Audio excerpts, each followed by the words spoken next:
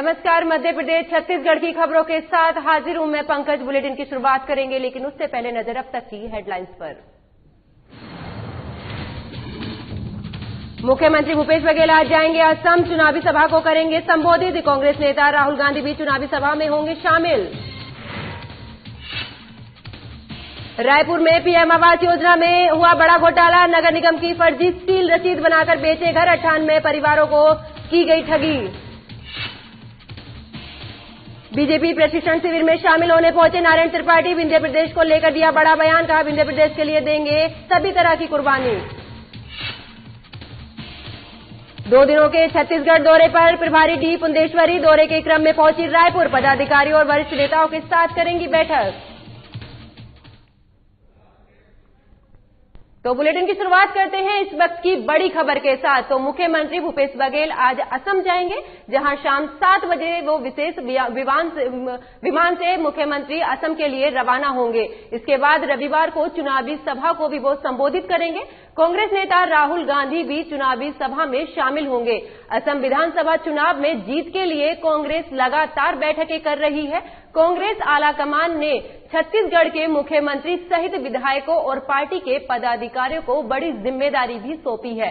प्रभारी और कांग्रेस के राष्ट्रीय सचिव विकास उपाध्याय असम की राजनीति घटनाक्रम की पल पल की खबर ले रहे हैं। वहीं अब रविवार को मुख्यमंत्री भूपेश बघेल और राहुल गांधी असम में चुनावी सभा को भी संबोधित करेंगे। तो मुख्यमंत्री भूपेश बघेल आज असम जाएंगे, जहां शाम 7 बजे विशेष विमान से वो मुख्यमंत्री असम के लिए रवाना होंगे।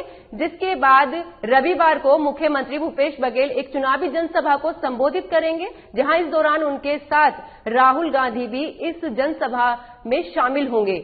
साथ ही आपको ये भी बता दें कि असम विधानसभा चुनाव की जीत के लिए कांग्रेस अपनी पूरी तरह से रणनीति बना रही है और इसी को लेकर लगातार वहां पर बैठकें भी यहां पर की जा रही हैं। साथ ही आपको ये भी बता दें कि कांग्रेस आलाकमान ने छत्तीसगढ़ के मुख्यमंत्री सहित विधायकों को भी पार्टी के एक बड़ी जिम्मेदारी सौंपी है, जहां प्रभारी और कांग्रेस के राष्ट्रीय सचिव विकास उपाध्याय असम की राजनीतिक घटनाक्रम पर पल पल की खबर रख रहे हैं। साथ ही आपको ये भी बता दें कि रविवार को मुख्यमंत्री भूपेश बघेल एक जनसभा को संबोधित करेंगे, जहां इस दौरान राहुल गांधी भी उनके साथ शामिल रहेंगे। तो आगे बात करते हैं राजधानी रायपुर की, जहां पर पीएम आवास योजना के नाम पर बड़ा घोटाला हुआ है। ठग गैंग ने नगर निगम की फर्जी सील रसीद बनाकर बीएसयूपी के मकान को बेच दिया है। मामले का खुलासा हाईकोर्ट में याचिका लगाने के बाद हुआ है। पता चला कि मकान दिलाने के नाम पर 98 परिवारों से ये ठगी की गई है। ठगों ने एक मकान के बदले परिवार से 25,000 से 1.25 लाख रुपए तक लिए गए हैं। जानकारी के मुताबिक 2 रैकेट ने इस पूरे मामले को अंजाम दिया है। बताया जा रहा है कि ये ठग गैंग पहले बस्तियों में रह रहे लोगों को शिकार बनाया उन्होंने, और फिर आरोपियों ने लोगों को बताया कि बोरिया कला में मकान खाली है और 25,000 रुपए देकर आप ये मकान खरीद सकते हैं। इस तरह करीब 200 से ज्यादा लोगों से ठगी की गई है। बता दें कि नगर निगम के अधिकारियों को जब इस बड़े घोटाले का मामला पता चला तो उसके बाद वो हरकत में आए, जिसके बाद उन्होंने लगातार कार्रवाई की है। तो राजधानी रायपुर में पीएम आवास योजना के नाम पर एक बड़ा घोटाला हुआ है, जहां ठग गैंग ने नगर निगम की फर्जी सील और रसीद बनाकर बीएसयूपी के मकानों को बेच दिया है। मामले का तब खुलासा हुआ जब पीड़ित परिवारों की तरफ से हाईकोर्ट में ये याचिका दायर की गई है, जिसके बाद मकान के नाम पर ये 98 परिवारों के साथ ठगी की गई है। तो साथ ही आपको ये भी बता दें कि ठगों ने एक मकान के बदले 25,000 से लेकर 1.25 लाख रुपए तक की एक परिवार से ठगी की है, जहां 2 रैकेट ने इस पूरे मामले को अंजाम दिया है। बताया जा रहा है कि ये ठग गैंग पहले बस्तियों में रह रहे लोगों को इन्होंने अपना शिकार बनाया। आरोपियों ने लोगों को बताया कि बोरिया कला में मकान खाली है और 25,000 रुपए देकर वो इसे खरीद सकते हैं। इसी तरह से करीब 200 से ज्यादा लोगों से ये ठगी का मामला सामने आया है। तो बात उज्जैन की करेंगे, जहां पर बीजेपी विधायक का प्रशिक्षण वर्ग शुरू हो गया है। इस मौके पर मुख्यमंत्री शिवराज सिंह चौहान, ज्योतिरादित्य सिंधिया, नरोत्तम मिश्रा, प्रहलाद पटेल, ओम प्रकाश धुर्वे ने दीप प्रज्वलित कर प्रशिक्षण वर्ग का शुभारंभ किया है। इस दौरान मुख्यमंत्री शिवराज सिंह चौहान ने कहा है कि कार्यकर्ता लालटेन की तरह होते हैं। कई बार लालटेन के कांच पर धूल जम जाती है, जिस वजह से उसका प्रकाश धुंधला पड़ जाता है।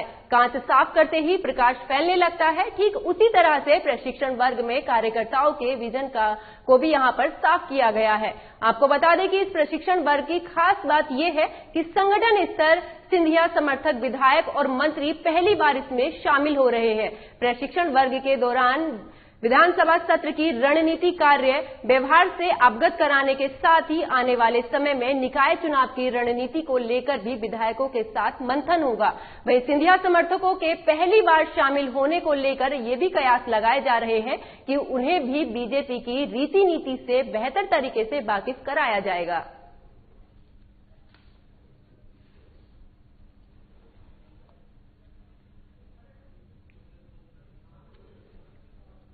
तो उज्जैन में बीजेपी विधायकों का प्रशिक्षण वर्ग शुरू हो गया है। इस मौके पर मुख्यमंत्री शिवराज सिंह चौहान, ज्योतिरादित्य सिंधिया, नरोत्तम मिश्र, प्रहलाद पटेल, ओम प्रकाश धुर्वे ने दीप प्रज्वलित कर इस प्रशिक्षण वर्ग का शुभारंभ किया है। इस दौरान मुख्यमंत्री शिवराज सिंह चौहान ने कहा है कि कार्यकर्ता लालटेन की तरह होते हैं।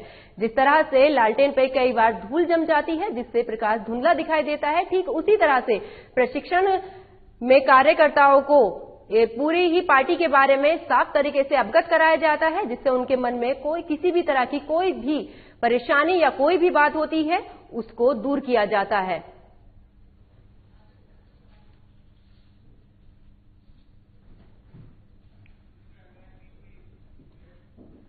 तो महाकाल की नगरी उज्जैन में बीजेपी का 2 दिवसीय प्रशिक्षण शिविर हो रहा है। इसके साथ ही बीजेपी के प्रशिक्षण को लेकर बयानबाजी भी शुरू हो गई है। वहीं इस प्रशिक्षण में बीजेपी विधायकों को प्रशिक्षण दिया जाएगा। इन विधायकों में कांग्रेस से आए सिंधिया समर्थक विधायक भी शामिल होंगे। इसी को लेकर कांग्रेस ने हमला बोला है। वहीं बीजेपी नेताओं ने इसे कार्यकर्ताओं के लिए जरूरी बताया है। बताते चले कि मुख्यमंत्री शिवराज सिंह चौहान ने बीजेपी विधायकों का 2 दिवसीय प्रशिक्षण वर्ग को लेकर कहा कि कार्यकर्ताओं को स्वच्छ करने के लिए समय समय पर प्रशिक्षण होते रहना चाहिए। साथ ही सीएम ने यह भी कहा है कि हम जैसे कार्यकर्ता लालटेन का कांच है। कई बार कांच पर धूल जम जाती है, जिससे दूर तक रोशनी नहीं पहुंच पाती है। ऐसे में समय पर कांच की धूल को साफ करते रहना चाहिए। बीजेपी प्रदेश अध्यक्ष वीडी शर्मा ने कहा कि बीजेपी अपने जनप्रतिनिधियों का समय समय पर प्रशिक्षण कराती रहती है। वहीं सिंधिया समर्थकों के प्रशिक्षण पर पहुंचने पर कहा कि दूसरी विचारधारा का कोई नहीं है, सभी बीजेपी के कार्यकर्ता हैं। बीजेपी के राज्यसभा सांसद ज्योतिरादित्य सिंधिया ने प्रशिक्षण वर्ग को लेकर कहा कि जो जनता की जो अभिलाषा है उस पर पूरी तरह से खरा उतरना है, यही हमारी मंशा है।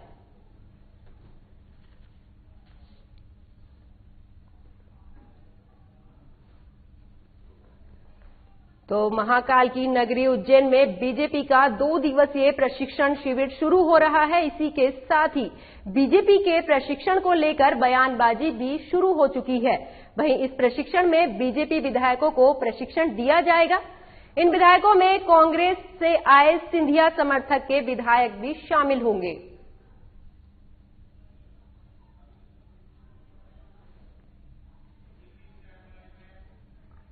तो मध्य प्रदेश में विंध्या प्रदेश को लेकर लगातार बयान सामने आ रहे हैं।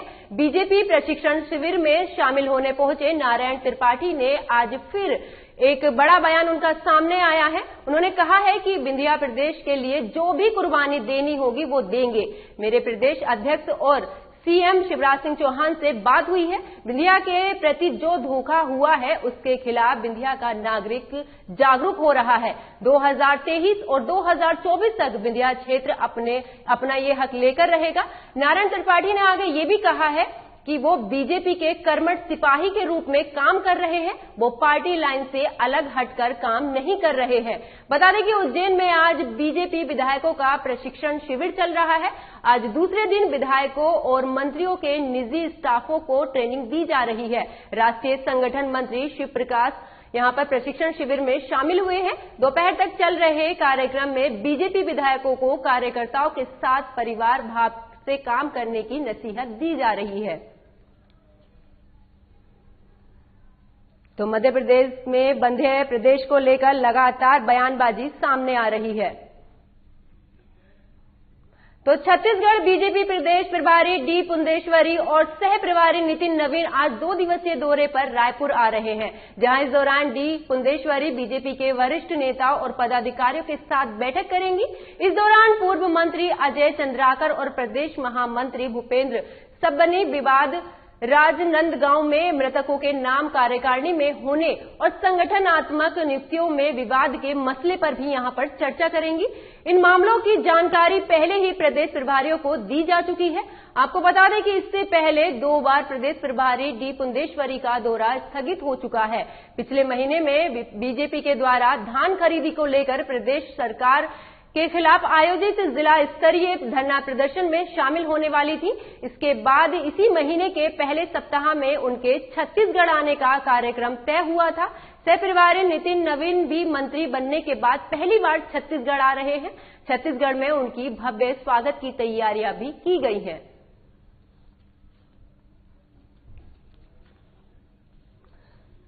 तो छत्तीसगढ़ बीजेपी प्रदेश प्रभारी डी पुंदेश्वरी और सह प्रभारी नितिन नवीन आज 2 दिवसीय दौरे पर रायपुर आए हैं, जहां इस दौरान डी पुंदेश्वरी ने बीजेपी के वरिष्ठ नेताओं और पदाधिकारियों के साथ वो इस दौरान बैठक भी करेंगी और साथ ही इस दौरान कई मुद्दों पर भी चर्चा की जाएगी। तो छत्तीसगढ़ में कोरोना के कोवैक्सीन को लेकर सियासी बयानबाजी जारी है। पूर्व मुख्यमंत्री डॉक्टर रमन सिंह ने ट्वीट कर कांग्रेस सरकार पर हमला बोला है। रमन सिंह ने लिखा है कि केंद्र की हर योजना और हर निर्णय में कांग्रेस सरकार अड़ंगा लगाकर आखिर किसे खुश करना चाह रही है, जिस पर कांग्रेस ने भी पलटवार करते हुए ट्वीट कर लिखा है कि डॉक्टर साहब ट्रायल के लिए जब असली स्वयंसेवकों की जरूरत थी तब आप आगे आए थे क्या? डॉक्टर होते हुए भी बयानवीर बन रहे डॉक्टर बयान सिंह, जनता की सुरक्षा हमारे लिए सर्वप्रथम है। ये छत्तीसगढ़ है, यहाँ हम दो हमारे दो के लिए सब कुछ नहीं चलेगा, बाकी पहले से आराम तो है ना। बता दें कि छत्तीसगढ़ के स्वास्थ्य मंत्री टी.एस. सिंहदेव ने केंद्र मंत्री हर्षवर्धन सिंह को लेकर यहाँ पे पत्र लिखकर कोवैक्सीन फिलहाल अभी नहीं भेजने का अनुरोध किया है। हालांकि केंद्रीय मंत्री ने जवाब देते हुए कोवैक्सीन को सुरक्षित बताया है। तो वहीं दूसरी ओर प्रदेश में बीजेपी और कांग्रेस नेताओं में बयानबाजी का दौर तेज हो गया है।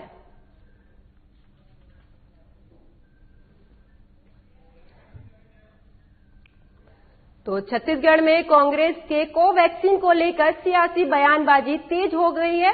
पूर्व मुख्यमंत्री डॉक्टर रमन सिंह ने ट्वीट कर कांग्रेस सरकार पर हमला बोला है।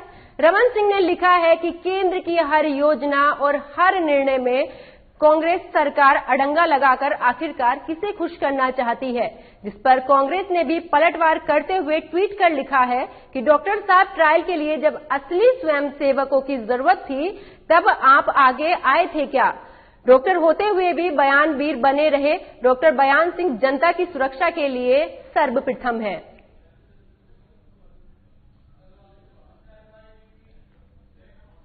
तो खबर भोपाल से है, जहां राज्य शासन ने हड़ताली सहकारी समिति कर्मियों को बर्खास्त करने के लिए नोटिस जारी कर दिया है। इसके साथ ही सरकार इन सहकारी समिति कर्मियों पर एस्मा लगाने की तैयारी भी कर रही है। बता दें कि प्रदेश में 14,321 कर्मचारी हड़ताल पर हैं। सहकारी समिति कर्मी खुद को शासकीय कर्मचारी घोषित कराने की मांग को लेकर अड़े हुए हैं, जिनकी हड़ताल के चलते पीडीएस की 15,000 दुकानें बंद है, जिस वजह से लोगों को राशन को लेकर यहां पर परेशानियों का सामना करना पड़ रहा है।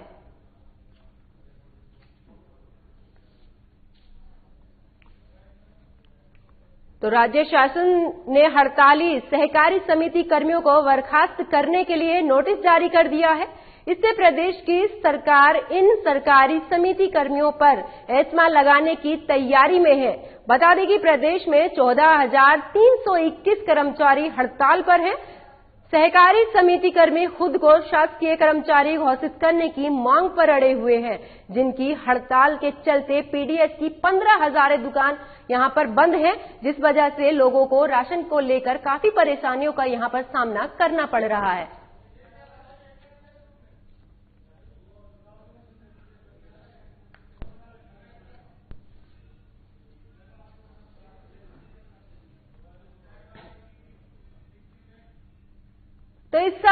वाले आईपीएल के लिए कुल 292 खिलाड़ियों को शॉर्ट लिस्ट में किया गया है, जिनकी बोली लगेगी। इसमें छत्तीसगढ़ के 5 खिलाड़ियों को भी शामिल किया गया है। इन सभी खिलाड़ियों के लिए 18 फरवरी को बोली लगाई जाएगी। जानकारी के मुताबिक आईपीएल के इस सीजन के लिए कुल 1114 खिलाड़ियों का रजिस्ट्रेशन हुआ था, जिसमें 292 खिलाड़ियों को शॉर्टलिस्ट किया गया है। इसमें 164 भारतीय खिलाड़ी हैं, जबकि 125 विदेशी और 3 एसोसिएट देश के खिलाड़ी हैं। छत्तीसगढ़ के जिन 5 खिलाड़ियों को शामिल किया गया है, उसमें हरप्रीत सिंह भाटिया, अमनदीप खरे, शुभम अग्रवाल, शुभम सिंह और शशांक सिंह शामिल हैं। इसमें से अमनदीप और शुभम अग्रवाल पहले आईपीएल मैच खेल चुके हैं। तो इस साल होने वाले आईपीएल के लिए कुल 292 खिलाड़ियों को शॉर्टलिस्ट किया गया है, जिनकी बोली लगेगी। इसमें छत्तीसगढ़ के 5 खिलाड़ियों को भी शामिल किया गया है। इन सभी खिलाड़ियों के लिए 18 फरवरी को बोली लगाई जाएगी। जानकारी के मुताबिक आईपीएल के इस सीजन के लिए कुल 1114 खिलाड़ियों का रजिस्ट्रेशन हुआ है, जिसमें से 292 खिलाड़ियों को शॉर्टलिस्ट किया गया है। तो काफी लंबे समय से बंद पड़े स्कूलों को खोलने का विचार छत्तीसगढ़ सरकार ने बना लिया है। बता दें कि स्कूल शिक्षा मंत्री प्रेमसाय सिंह टेकाम ने आज इसकी जानकारी दी है। मंत्री ने जानकारी देते हुए बताया कि अगले सप्ताह से 9वीं से लेकर 12वीं तक की क्लासों के लिए स्कूल खोल दिए जाएंगे, जिसके लिए कल होने जा रही कैबिनेट की बैठक में मोहर भी लगेगी। मंत्री ने ये भी बताया कि स्कूल खुलने की पूरी तैयारी कर ली गई है। वहीं स्कूलों में छात्रों को कोरोना गाइडलाइन का भी पालन करना होगा। छात्रों को मास्क लगाकर स्कूल आना होगा। साथ ही स्कूलों में सैनिटाइजेशन की भी यहां पर तैयारी है और साथ ही छात्रों को सैनिटाइजेशन कराने के बाद ही स्कूल में एंट्री दी जाएगी। वहीं आपको बता दें कि महामारी के चलते थमी लोकल ट्रेनें आज से पटरी पर दौड़ रही हैं। रेलवे ने 12 लोकल ट्रेनों के परिचालन की इजाजत दी है। 11 महीने बाद लोकल ट्रेनों के शुरू हो जाने से लोगों को यहां पर एक बड़ी राहत मिली है।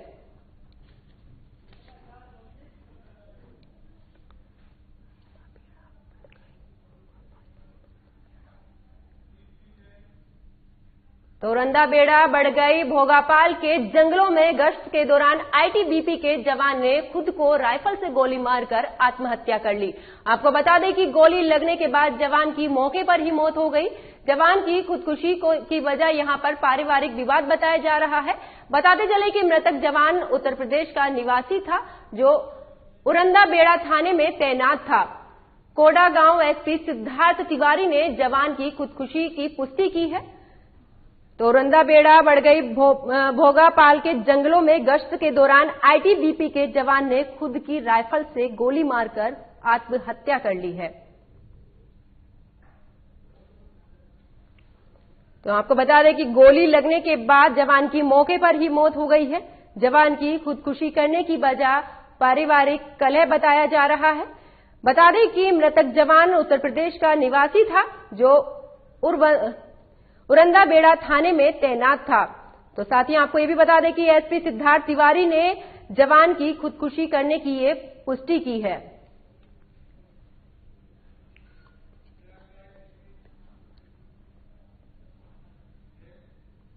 तो बीजेपी विधायक भीमा मंडावी हत्याकांड मामले में एनआईए ने 22 नक्सलियों की सूची जारी की है। 9 अप्रैल 2019 को श्याम नगरी में नक्सलियों ने भीमा मंडावी के वाहन को यहां पर ब्लास्ट कर उड़ा दिया गया था। इस धमाके में भीमा मंडावी की मौके पर ही मौत हो गई थी। गौरतलब है कि इससे पहले साल 2020 में हत्याकांड के मुख्य आरोपी को एनआईए की स्पेशल कोर्ट में यहां पर पेश किया गया था। मुख्य आरोपी हरिपाल सिंह चौहान को एनआईए ने जगदलपुर में विशेष अदालत के सामने पेश किया, जिसके बाद उसे 3 दिन के लिए एनआईए की रिमांड पर भेज दिया गया था।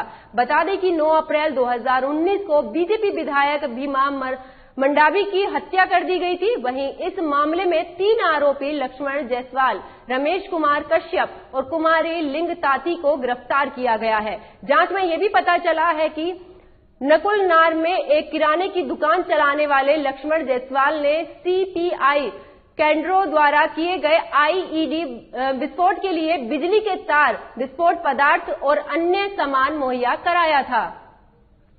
साथ ही आपको ये भी बता दें कि वहीं अन्य आरोपी काकड़ी गांव के पूर्व सरपंच रमेश कुमार कश्यप और कुमारी लिंग ताती पर भी घटना की प्लानिंग करने का आरोप है।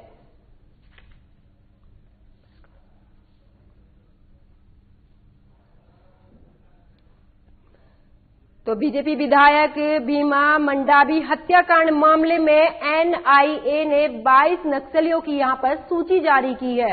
9 अप्रैल 2019 को श्याम नगरी में नक्सलियों ने भीमा मंडावी के वाहन को ब्लास्ट कर उड़ा दिया था।